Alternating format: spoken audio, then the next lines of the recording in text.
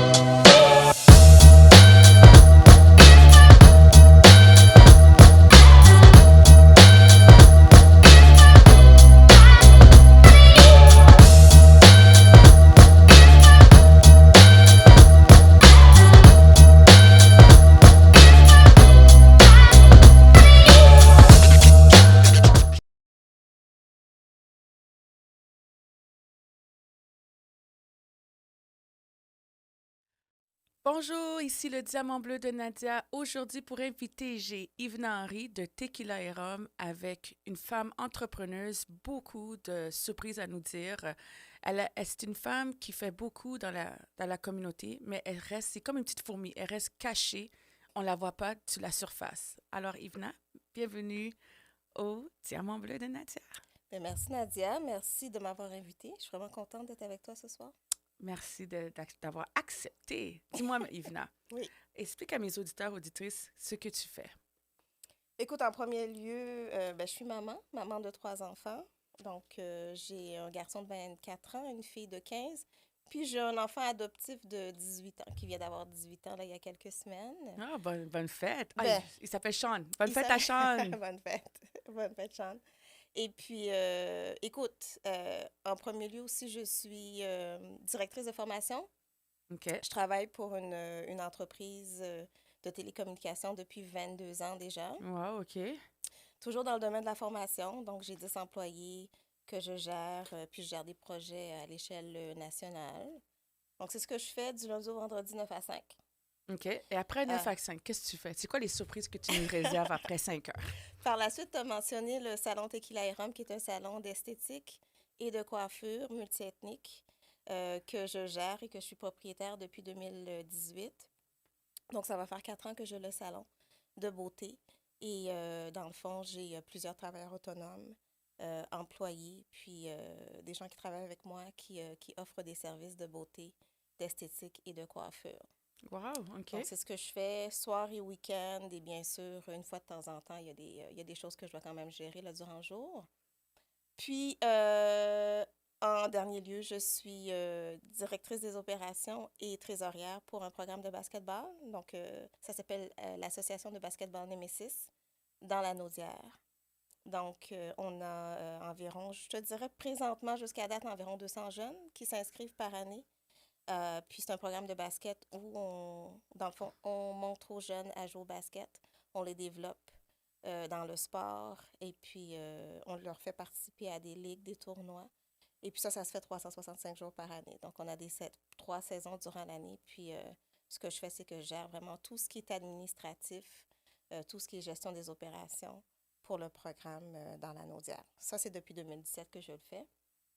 avec bien sûr des associés.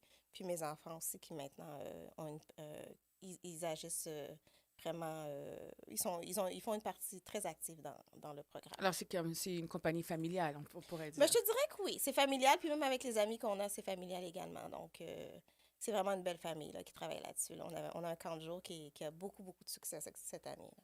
Là, je comprends pas. Là, tu viens de me nommer 3 différents emplois. Oui. OK? Si c'est pas trop indiscret, ton mari ou ton chum ou ton copain, où est-ce qu'il se retrouve dans tout ça? Présentement, il se retrouve nulle part. Il se retrouve nulle part. Écoute, j'ai été mariée. OK. J'ai eu des relations quand même assez longues. J'ai toujours été une personne qui était quand même assez stable de ce côté-là. Présentement, je suis séparée. OK. Puis la personne avec qui je suis séparée est le président de l'association de basketball. Donc, écoute, on continue à travailler ensemble. Ah, c'est bien. C'est notre bébé. C'est un programme qu'on a développé ensemble. Puis on continue à travailler ensemble de ce côté-là. Mais pour l'instant, écoute, je m'occupe de moi. Je m'occupe de moi, de ma petite famille, mes enfants. Et puis mes enfants au basket, bien sûr. Puis dans toutes mes entreprises et mes occupations. C'est quelque chose, Yvna, hein? T'as beaucoup de choses à nous dire. Toujours, toujours. Dis-moi, Yvna, est-ce que tu as rencontré des péripéties en tant que maman, femme ou monoparentale et tout? Qu'est-ce que les enjeux que tu as rencontrés pendant tout ce que tu fais en ce moment? Écoute, il y a toujours beaucoup d'enjeux. Je te dirais que bon, si je regarde côté familial, l'enjeu, c'est toujours d'essayer de trouver les priorités. C'est quoi les meilleures priorités, les bonnes priorités dans la vie. C'est sûr et certain que pour moi, depuis que j'ai eu des enfants, puis j'ai été souvent seule avec mes enfants, je les ai élevés seuls. Même quand tu étais mariée? Ben, avec mon mari, j'ai pas eu d'enfants. OK. OK. Mais avec ma fille, oui, je l'ai élevée seule. Donc, je te dirais que l'enjeu principal, c'est d'être en mesure de subvenir à leurs besoins, leur donner tout ce qu'ils avaient besoin, mais en même temps continuer ma carrière. M'assurer aussi que j'étais en mesure d'aller chercher vraiment le meilleur de moi, des deux côtés. Je pense que ça a quand même bien réussi. Puis j'ai quand même eu la chance d'avoir un emploi qui était quand même assez flexible. Donc, je pouvais quand même aller au spectacle des enfants. Je pouvais quand même participer à leurs activités, que ce soit sportif, récréatif. Mais je te dirais que c'était vraiment toujours d'essayer de trouver le temps parce qu'il y a quand même seulement 24 heures durant la journée. Oui, c'est vrai. Hein? Donc, on se lève le matin très tôt, on s'occupe des enfants, on les envoie à l'école. Ensuite, on continue, on focus sur le travail, on revient. Il fallait préparer le souper, préparer les enfants pour leurs activités parce que mes enfants ont toujours fait du sport. Hein? Mais je parle du programme de basket, mais mes enfants ont joué au basket aussi, ils ont joué au soccer, ils ont fait de la natation. Donc, je me suis toujours assurée ils étaient toujours comblés de ce côté-là, puis de leur donner vraiment ce que, malheureusement, il y a des fois où on n'a pas eu quand on était plus jeune, ou nos parents avaient d'autres priorités dans ce temps-là. Donc, je te dirais que c'est toujours quelque chose qui restait dans ma tête là, tout le long de l'éducation de mes enfants. Donc, si on parle d'enjeux, c'est peut-être un des enjeux. L'autre, je te dirais que c'est l'enjeu en tant que femme. OK. Explique-moi ça. Il y a beaucoup Explique-moi de gens, en tant que femme, puis on a parlé de relations, là, brièvement, bon, si je suis avec quelqu'un, mais le fait que j'entreprends autant de choses, c'est quand même quelque chose qui a fait en sorte que je pense que ça a eu un impact sur les relations que j'ai eues également. Parce que... Est-ce que tu penses que il s'est pas senti respecté dans votre relation, le fait que tu étais une femme indépendante qui fait tout toute seule, qui est comme, on va dire, directrice de plein de choses en même temps? Est-ce que tu pourrais nous dire que ça a peut-être affecté votre relation, le fait... Tu sais, c'est bien beau, tu es directrice de télécommunication, mais peut-être la télécommunication dans une relation, c'est pas vraiment la même chose, hein? C'est pas la même chose. C'est pas du tout la même chose. Puis oui, la communication, ça en était un enjeu. Mais je te dirais que c'est peut-être pas de pas se sentir... L'homme ne s'est pas senti respecté, mais je pense qu'il savait pas où était sa place. Ouh, ça, c'est quelque chose. Je pense que les gens aiment ça, se sentir Respecter l'homme de la maison, oui. utile, se sentir. Puis c'est pas une question d'utilité, mais moi, je suis quand même quelqu'un qui a été capable de faire tout. Quand je dis tout, je suis manuelle, je peux prendre un marteau, je suis capable d'arranger une porte s'il faut que j'arrange la porte. Donc, de prendre le téléphone et de dire, bon, j'ai besoin de telle chose ou il faut que j'aille à l'épicerie, ben non, mais j'ai ma voiture, j'ai mes clés, j'y vais. j'ai l'impression que c'est peut-être quelque chose qui a eu un impact, ça c'est sûr et certain. Côté financier, j'ai jamais eu de problème non plus ou de gros problèmes, donc j'étais capable de gérer mes choses seule, gérer mes factures, gérer ma maison, parce que oui, je me suis acheté une maison, j'ai une voiture. Alors, ben là, Yvna, là, tu Oui, me dis que tout ce que tu fais toute seule, là. oui. Mais l'homme, il est où là-dedans, le mari, là, que tu me parles? Écoute, Si moi, là, je t'entends parler, puis je me sens comme, mais moi, si je suis l'homme, je fais quoi dans cette mais il y a situation-là? tellement de choses. Il y a beaucoup de choses qu'on peut faire Non, pas également. à part de baiser, on peut pas Mais juste faire ça, là. j'ai pas parlé de ça. Mais J'ai là, pas moi, parlé si de je suis ça. un homme, là, je vais me sentir comme si j'ai juste envie de baiser, puis c'est tout, là. Je suis pas, il n'y a pas d'autre chose que je peux faire. Tu fais tout. Ben, c'est parce que moi, je cherche un partenaire. OK? OK. Moi, je travaille très bien en équipe. OK? Je suis capable de travailler en équipe. Donc, c'est quoi ton rôle? C'est quoi mon rôle? Il n'y a aucun problème. On les sépare. Moi, je fais ma part, tu fais ta part. C'est sûr et certain que j'aime quand les choses sont bien faites. J'ai peut-être, écoute, je suis pas parfaite. J'ai quand même ce petit côté-là où j'aime quand les choses sont bien faites, bien exécutées. Puis je vais Mhm. peut-être donner du feedback, il n'y a aucun problème, mais j'ai été Mhm. formée pour donner du coaching. Je suis directrice de formation. Ben, c'est ça le Donc, problème des femmes, hein, en passant des oui, fois. Parce qu'on fait du coaching, mais on ne devrait pas amener le coaching dans la maison. ben ça dépend, parce que moi, pour moi, selon moi, ce que j'ai appris au travail, je peux l'amener à la maison. Ce que j'ai appris à la maison, je peux l'amener au travail. C'est Je fais vrai. les deux. Je coach mes enfants tous les jours. Donc, pour moi, il y a des techniques de coaching que j'ai apprises au travail que je peux appliquer avec les enfants et vice-versa. Mais je ne te dis pas que j'appliquais ça avec les hommes qui étaient dans ma vie. OK. Mais je dis juste que lorsque tu es habitué quand même de faire tes choses seul, OK? Puis quelqu'un veut t'aider, il n'y a aucun problème. Moi, je te laisse la chance. Je t'en laisse une, je t'en laisse deux, je t'en laisse trois. Écoute, j'ai écouté le baseball quand même, mais après trois, de refaire la même chose, c'est un petit peu plus difficile de faire confiance. Donc, je vais te dire, I have trust issues. Ça, OK, je le gars. sais, OK. je suis consciente.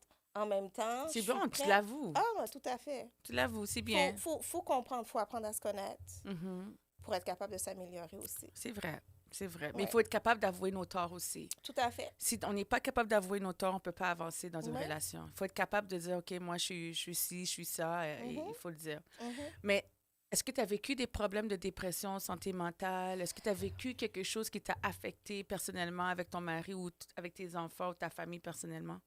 Je te dirais que, est-ce que je peux dire santé mentale? Non. Est-ce que je peux dire mini-dépression? Je sais pas. OK. Euh, en 2000, en 2016, moi, j'ai perdu un enfant avec mon ancien mari. J'étais enceinte de 22 semaines. OK. Puis, j'ai eu des saignements qui ont été soudains, puis malheureusement, ça a provoqué l'accouchement prématuré. Puis mon enfant était trop jeune pour qu'il survive, donc pour qu'on le mette dans un incubateur ou qu'on essaie de l'aider à respirer. OK. Donc, mon enfant et ma fille, elle est vivante. 100%, je veux dire, il n'y avait rien, il n'y avait aucun problème de santé de ce côté-là, c'est juste qu'elle n'était pas développée. Mais on m'a tout simplement laissé l'enfant mourir sur moi. Donc, elle est restée pendant 2 heures sur moi, puis elle est décédée. C'est comme ça que c'est arrivé. Il n'y avait Ouf. rien d'autre qui pouvait être fait. Ça, c'était dur. Ça Oui, devait être dur. oui, oui. Donc, je te dirais que c'était probablement la plus grosse épreuve de ma vie. J'ai rien vécu de pareil OK. par la suite ou auparavant. On pense qu'on vit des choses jusqu'à ce qu'on vive la pire chose. Oui, c'est vrai.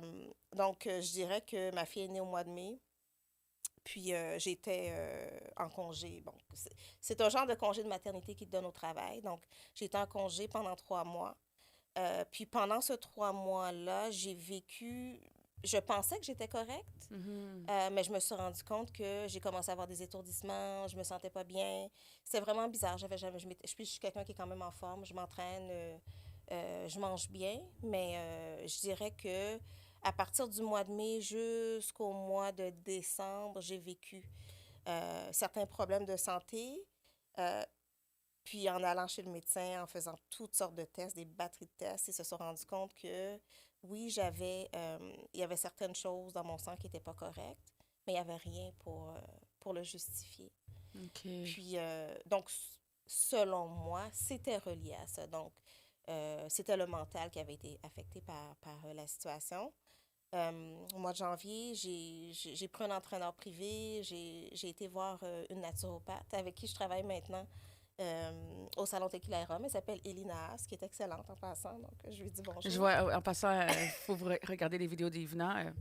En passant, cette jeune femme, elle a 50 ans, hein? Elle vient d'avoir 50 ans, puis elle Ah, est très en elle forme, vient de le hein? mentionner, elle l'a mentionné. Puis c'est ça, donc j'ai pris un plan alimentaire avec elle parce que j'avais quand même pris un peu de poids aussi. Je me suis entraînée avec Mathieu, qui m'a offert aussi des entraînements privés. Puis tranquillement, j'ai commencé à retrouver la forme, les étourdissements ont réduit, puis finalement, je suis retournée où j'étais supposée être. Donc, j'étais à 100%, j'étais au travail, j'étais active, puis j'étais la même personne que j'étais avant. Donc, est-ce que j'ai vécu des problèmes de santé mentale? Je peux pas te dire, il y a rien, j'ai pas pris de médicaments. Non, Mais faut pas j'ai prendre des passé par médicaments. un down, tu Ouais, sais, comme je suis un une petite bon down, comme dépression. qu'on dit, où on, je me sentais pas nécessairement bien dans ma peau.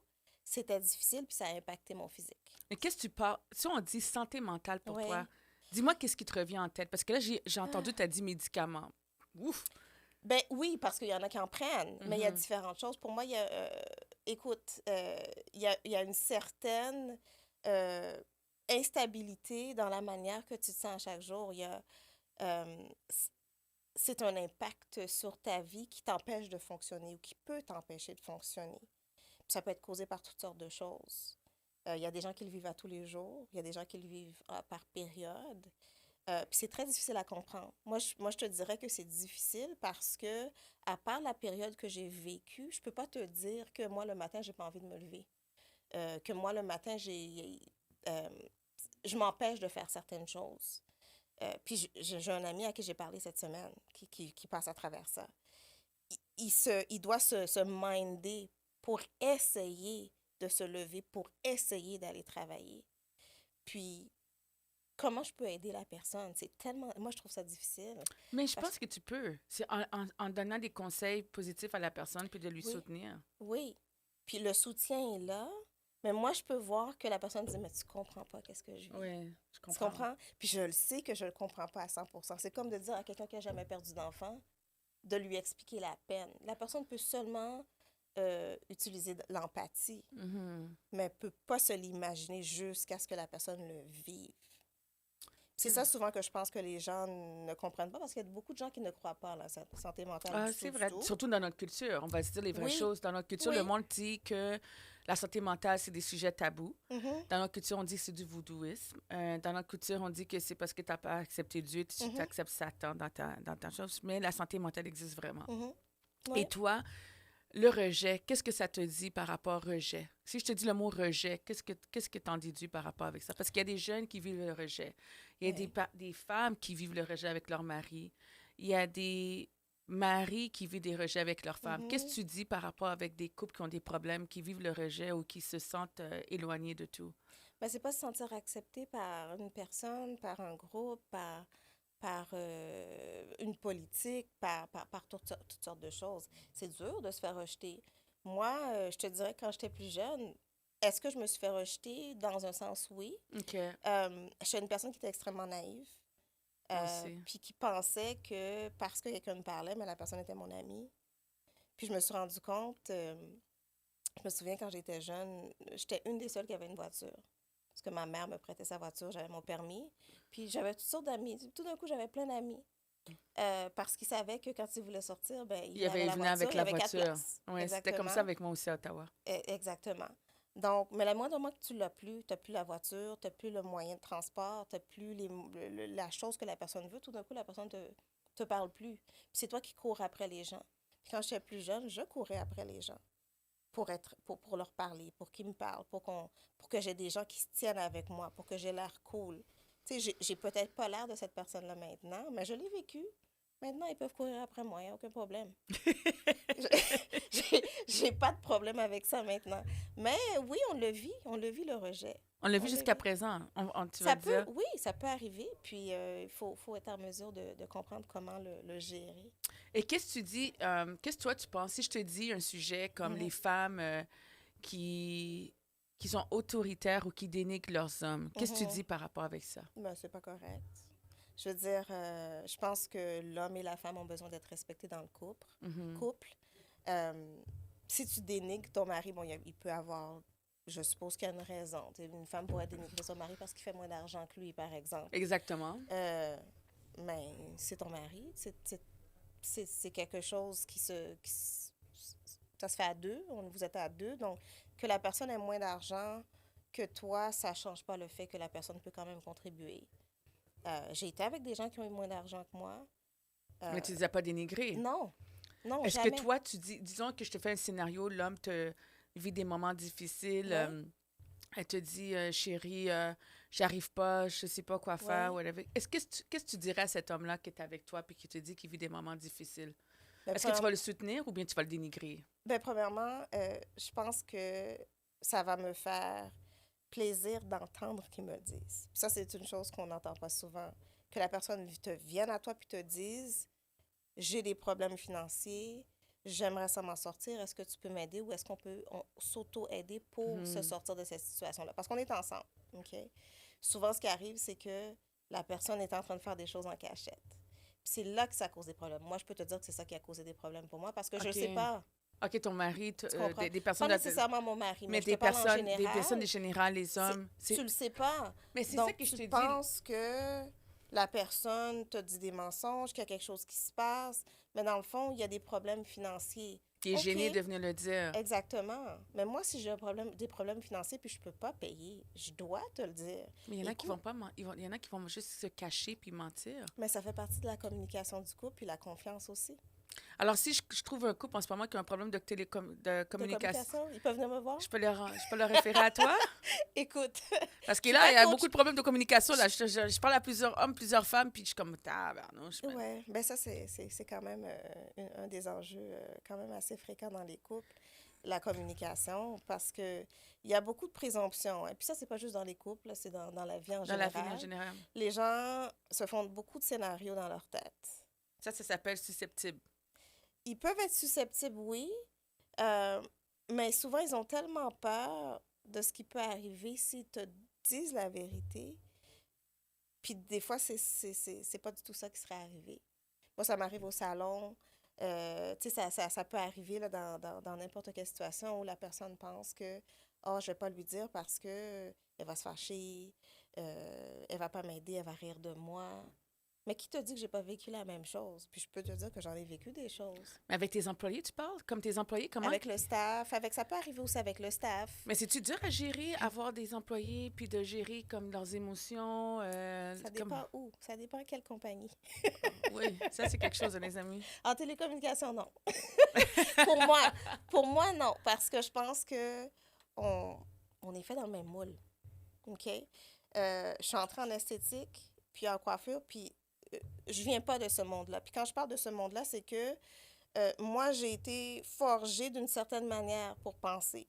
22 ans dans une compagnie, tu commences à penser un petit peu de cette manière-là. OK? J'ai comme été un petit peu brainwashée OK. de ce côté-là. Donc, la manière qu'on gère les choses, c'est très corporatif, c'est très by the book, c'est très structuré. Puis les gens sont habitués à ça. Tu changes d'environnement complètement, puis c'est la même chose au basket aussi, gérer des coachs ou gérer des gens en esthétique ou en coiffure, c'est très différent aussi parce que le mindset n'est pas le même. Donc, les mêmes phrases que tu vas utiliser pour gérer quelque chose ne sont pas pareilles. OK. Des fois, tu es trop gentil. Moi, je peux te dire quelque chose, puis avec un sourire, puis je viens de te coacher, puis je viens de te dire que c'était pas bon ce que tu viens de faire. Puis, dans un monde corporatif, ça passe.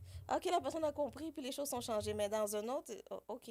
Chaque monde doit être... Chaque tu dois, monde doit tu être- dois agir ouais. différemment. Ça doit Ouais. être dur quand même parce que ça utilise ton mental. Veux ou veux Ouais. pas, ça utilise ton mental. Oui, So, toi, tu es en télécommunication, tu gères tes 10 employés d'une manière. oui. Quand tu vas au salon de coiffure, tu gères tes employés d'une autre manière. Et Ouais. quand tu es au basket, tu gères quelque chose d'autre de différent. Mais là, je suis une garderie.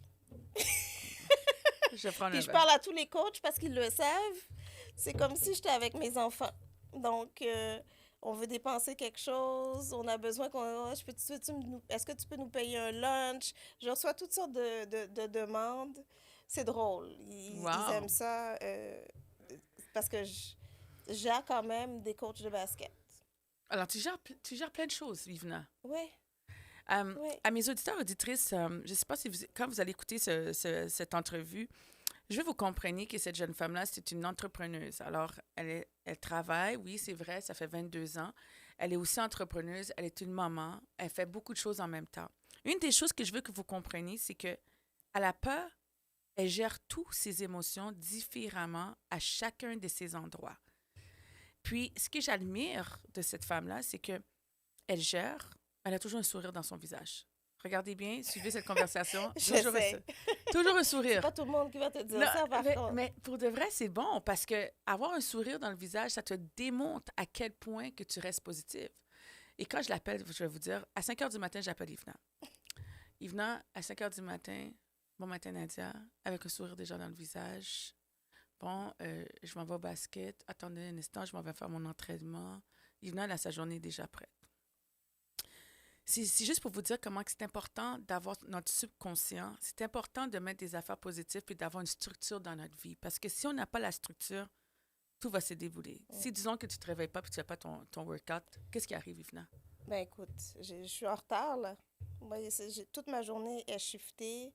Je dois soit prendre des bouchées doubles, je dois changer des choses de place. C'est sûr que je suis toujours en train de réorganiser ma journée à chaque jour.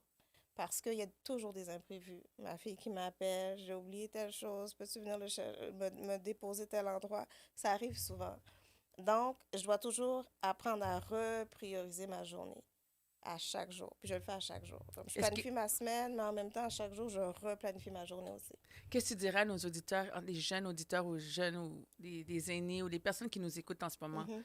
Qu'est-ce que tu leur conseillerais en tant que une femme entrepreneuse comme toi, avec un sourire toujours souriante, toujours quelque chose à dire de positif? Qu'est-ce que tu leur conseilles? Parce qu'il y en a en ce moment qui vivent des moments difficiles, Mhm. ils ne savent pas gérer, ou bien qu'ils ont des problèmes, ils se doutent d'eux mêmes. Ouais. Alors, qu'est-ce que tu leur conseillerais à ces personnes-là qui écoutent en ce moment? Ben écoute, il y a plusieurs choses. C'est sûr et certain que j'ai pas appris à gérer du jour au lendemain. Ça a pris beaucoup de temps, ça a pris des années, ça a pris des décennies. OK. Donc, tu l'as mentionné, j'ai quand même 50 ans. Donc, il y a quand Tu même... parais pas 50 ans, il y a- passant. mais merci. Mais il y a quand même plusieurs années de travail, d'essai-erreur. J'étais pas la même personne quand j'ai commencé. Au travail, à 27 ans, j'étais pas la même personne. Je ne pouvais pas gérer de la même façon. Mais j'en gérais un peu moins aussi.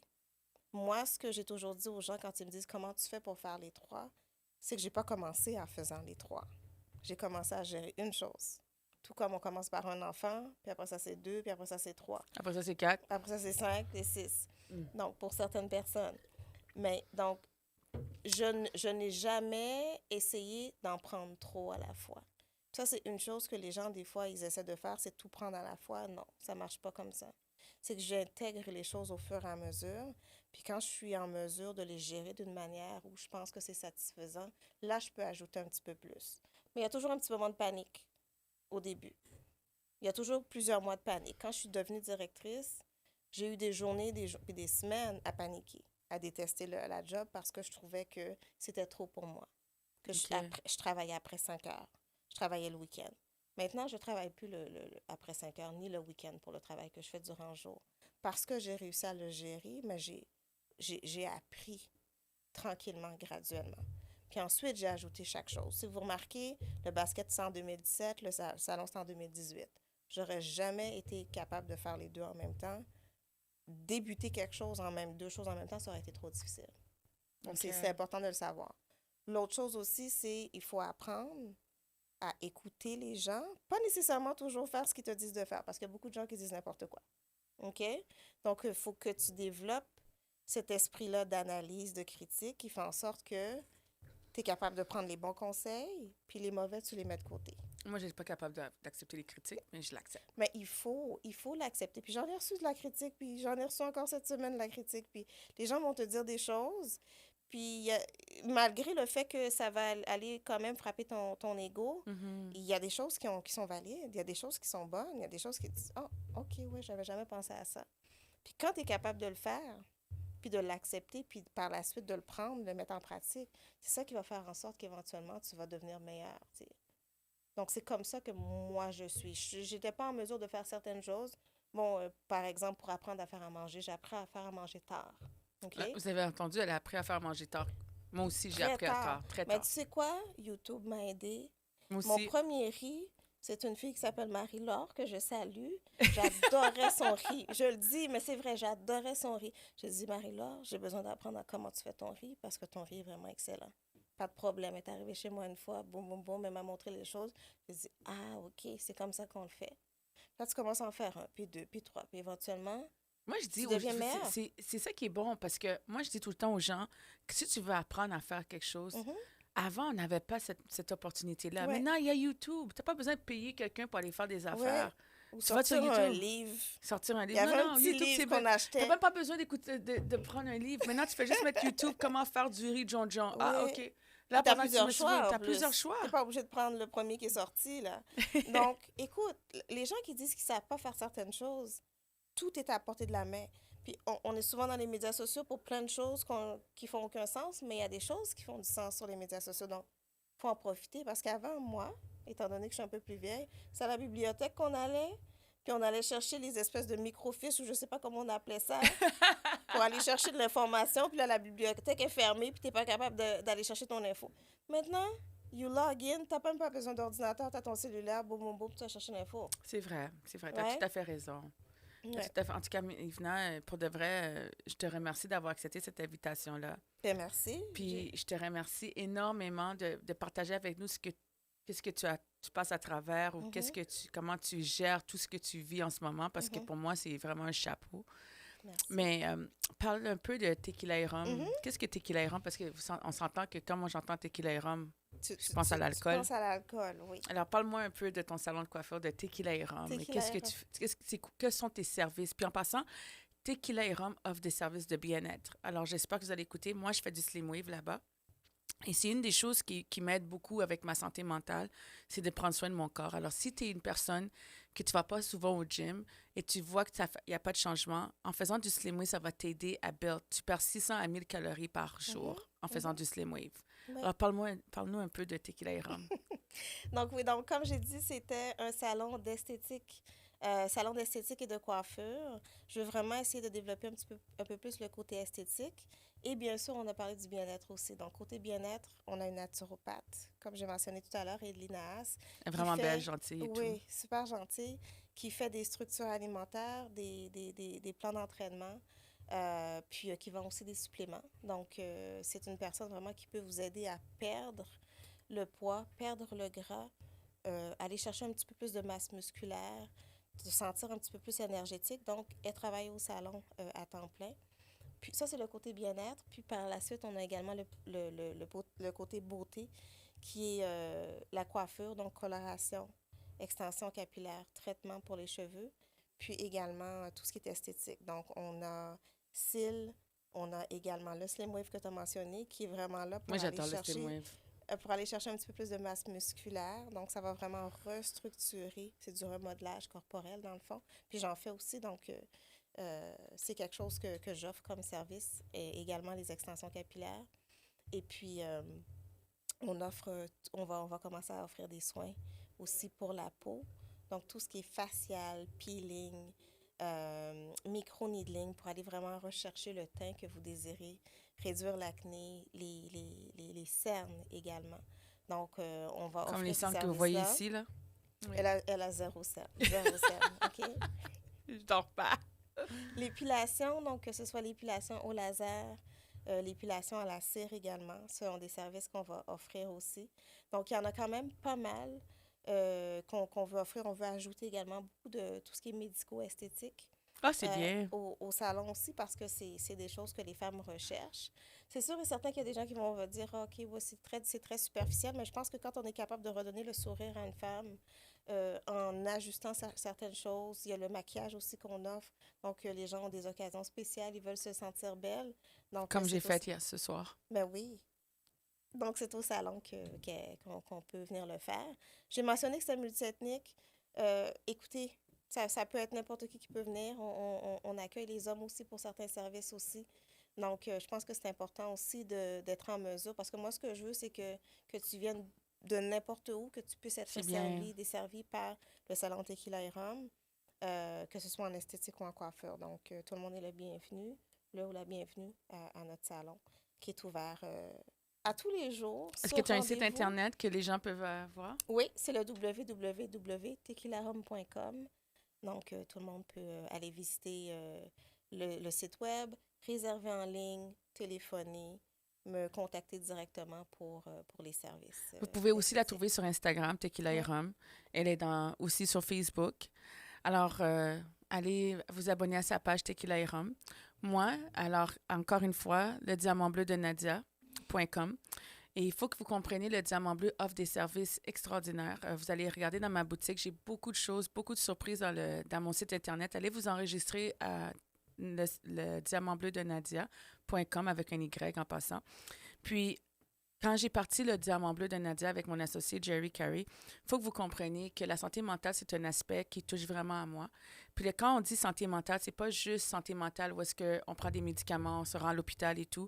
La santé mentale touche beaucoup de sujets tabous que les gens ne veulent pas en parler. C'est des sujets où est-ce que c'est caché dans notre vie, que nos ancêtres, après nos ancêtres, le monde ne veut pas en parler et tout.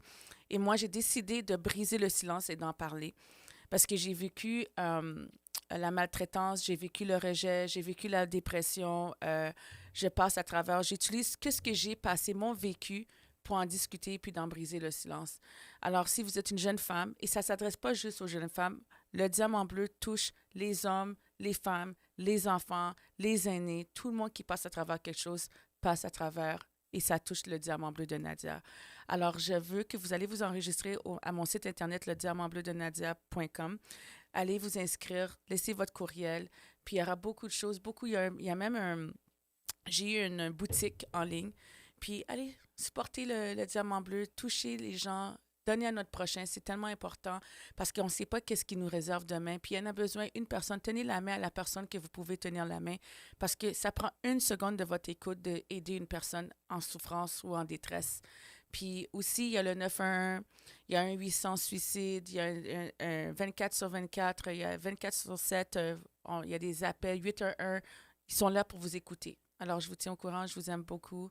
Le Diamant Bleu de Nadia. À toutes mes auditeurs auditrices, n'oubliez pas, donnez à notre prochain. Merci encore, Yvna, d'avoir participé à le Diamant Bleu, puis on se voit bientôt.